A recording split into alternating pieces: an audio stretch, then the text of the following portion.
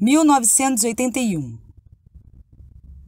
Um ano antes, quando minha mãe descobriu que estava grávida, o médico da Casa de Portugal, Dr. Terra, era um senhor muito simpático e garantiu que eu nasceria dia 10 de junho. Mas, no dia 8 de junho de 1981, a bolsa se rompeu e eu nasci às 21 horas, hora da novela das 8 na época. A novela era Baila Comigo, de Manuel Carlos.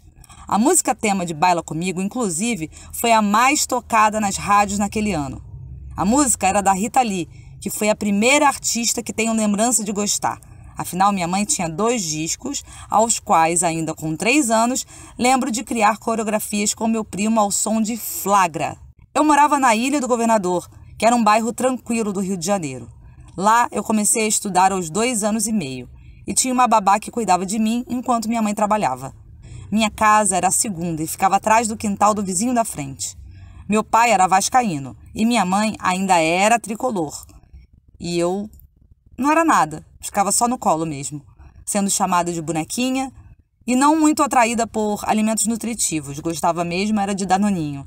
Eu conhecia todas as músicas de todas as novelas, pois eu tinha facilidade em gravar. Sozinha ou acompanhada, eu brincava de Globo de Ouro. Eu curtia muito Balão Mágico, Xuxa, Trapalhões. Passava todo domingo e Chacrinha aos sábados. Quando eu nasci, o presidente era Figueiredo, que já estava contando os dias para acabar com a ditadura militar no Brasil, o que já marcava o início de um tempo mais amistoso e colorido, ainda mais se eu ganhasse uma Barbie ou qualquer outro brinquedo da estrela de presente de Natal. Minha mãe era produtora, editora, diretora, e meu pai escrevia, entrevistava, escrevia crônicas. Eu tinha uma assinatura de gibis da Turma da Mônica, sempre gostei de ler revistas, mas aí eu já tinha 7 anos e morava na Tijuca. Eram tempos eufóricos. No ano seguinte, finalmente poderíamos escolher o primeiro presidente eleito pelo povo no país. Mas eu pensava mesmo era como Tony Ramos era bom ator. Morava já em Copacabana, onde passei a maior parte da minha existência, quando a mulher do candidato à presidência, Brizola, me queimou com uma guimba de cigarro no comitê eleitoral. Eu não ia com a cara daquele Mauricinho que foi eleito. Preferia pular no meu pogobol, mas entendi melhor quando ele foi impeachmentado, até porque acompanhava a minissérie Anos Rebeldes. Ainda em Copacabana foi onde virei adolescente. E aos 11 anos eu despertei a querer fazer teatro. 1994 foi um ano histórico. Foi o ano do Tetra, a primeira Copa que eu assisti. E foi o ano do Plano Real. Eu comia muitos pacotes de bis no recreio e tinha sempre uma melhor amiga. A minha melhor amiga, da 8ª série, virou a tia dos meus filhos.